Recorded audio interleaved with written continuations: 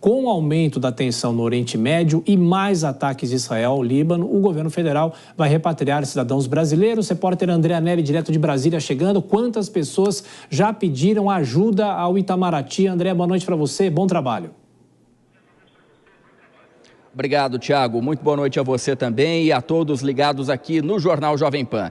De acordo com o Ministério das Relações Exteriores, 3.000 brasileiros já pediram ao governo federal para que sejam repatriados por conta desse conflito no Líbano envolvendo Israel. A Embaixada Brasileira em Beirute, capital libanesa, começou na semana passada a coletar informações dos cerca de 21.000 brasileiros que moram no país, de forma a fechar um levantamento completo com todos aqueles que desejam sair do território atacado pelo exército de Benjamin Netanyahu. O governo federal avalia que ainda é possível que os brasileiros no Líbano deixem o território por conta própria, já que o aeroporto de Beirute continua em operação. Uma outra alternativa é a saída por terra, principalmente pela fronteira com a Síria. E uma terceira opção é uma saída pelo mar, já que o Chipre, um pequeno país ilhado no Mediterrâneo, se colocou à disposição para auxiliar nas repatriações, mas essa opção é considerada a mais complexa.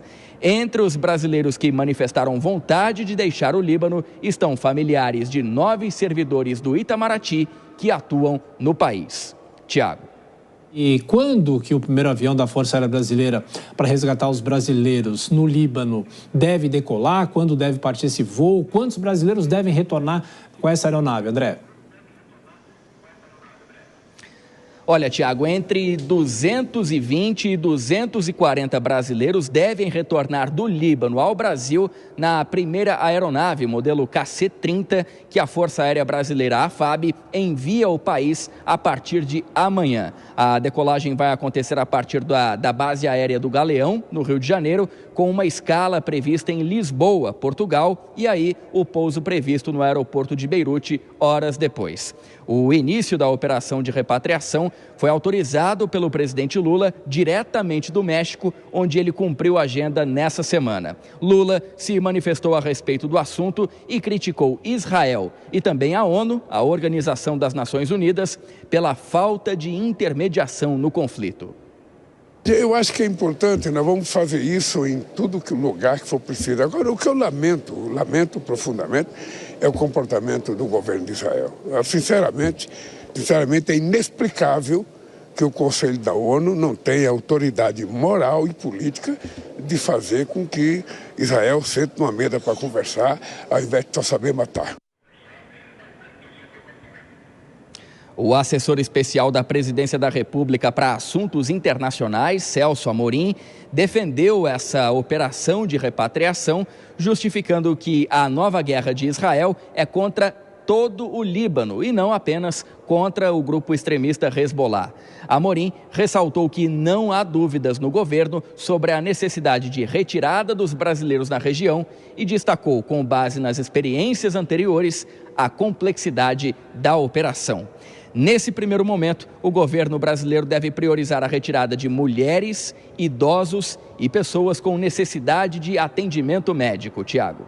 Bom, André, agora eu peço para você segurar um pouquinho, daqui a pouco você vem com uma outra informação. Eu vou chamar o professor Marcos Início de Freitas, não professor, para falar sobre como seria esse processo de repatriação dos brasileiros, que a gente tem a lembrança do que foi feito em Israel, mas num contingente muito menor, e também o presidente Lula apelando para organizações como a própria ONU, que a gente viu, né, na semana passada, com a reunião dos chefes de Estado, que não tem mais o poder de outros tempos, né, professor?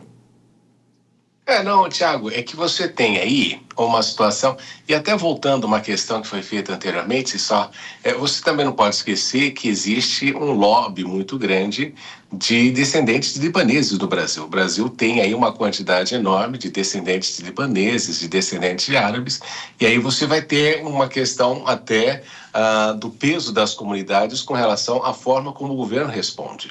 Então, isso a gente não pode deixar de ignorar com relação ao próprio posicionamento do governo brasileiro.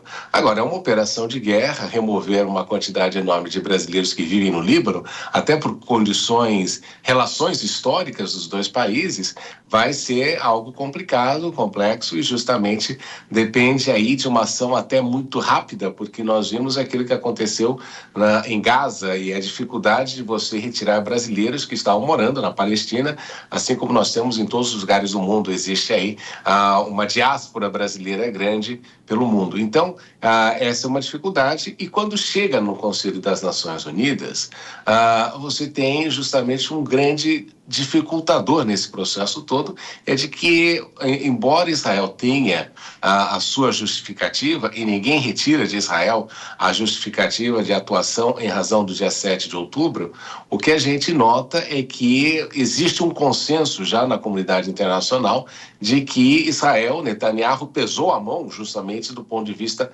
militar, por uma questão política interna. Ele começa a guerra numa situação de falta de apoio popular e hoje em dia é considerado o grande defensor de Israel.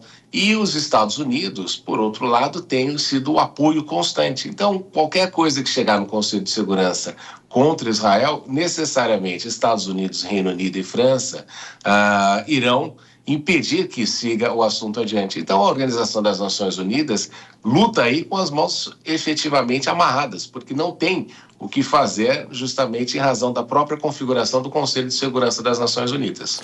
Dora Kramer faz mais uma pergunta para o professor Marcos Inês de Freitas, mas em 30 segundinhos, Dora, um pitaco sobre a fala do presidente. Olha, essa fala do presidente combina com uma nota que o Itamaraty também divulgou hoje, com críticas a Israel.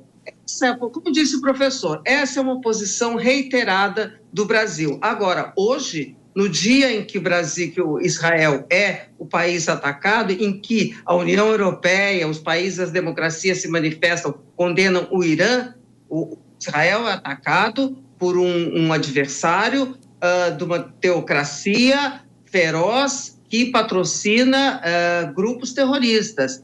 E o Itamaraty optou por, nessa nota, manifestar preocupação com o conflito, mas reiterar as críticas a Israel. Achei o momento inadequado. Posso fazer a pergunta? Pode, por favor. Tá. Professor, é claro que estamos aí há um mês das eleições americanas e claro que isso tem um impacto, não é? Qual o impacto o senhor acha que vai ter dentro das eleições americanas esse conflito agora, essa escalada? Favorece e desfavorece a quem? Essa é a pergunta eu não diria nem $1 bilhão, mas $1 bilhão, né? Porque, Dora, dependendo, é invariável com relação ao candidato, não é? Claro que Netanyahu tem uma proximidade maior com Trump, não gosta de atuar com Biden, tinha enormes problemas com Obama, e se você pensar, o Obama estava mais ou menos se desligando do Oriente Médio depois que descobriram que os Estados Unidos tinham petróleo suficiente para não depender mais do Oriente Médio. Então, se o Netanyahu nota que pode ser aí, com Kamala Harris, uma repetição de Obama, obviamente que ele vai atuar o mais rápido possível para consolidar a posição dele. E mesmo se ele notar que com Trump ele vai conseguir manter a posição que ele adquiriu e consolidou, para ele também está melhor. Então, o que a gente pode notar é que se o Netanyahu observar que existe a possibilidade de Kamala Harris atuar, ele obviamente vai ter uma resposta muito mais rápida no sentido de solidificar a ação que ele tem implementado. E com Trump, ele entende aí que poderá ter mais tempo. Mas, de qualquer maneira, não importa se for democrata ou republicano, Israel contará aí com o apoio dos Estados Unidos. Isso é uma coisa que não deve mudar, independente da coloração de quem estiver na Casa Branca. Professor Marcos Inês de Freitas, de Relações Internacionais, sempre uma honra receber o senhor aqui na nossa programação. Muito obrigado mais uma vez, professor, e até a próxima. Um abração. Prazer sempre. Prazer.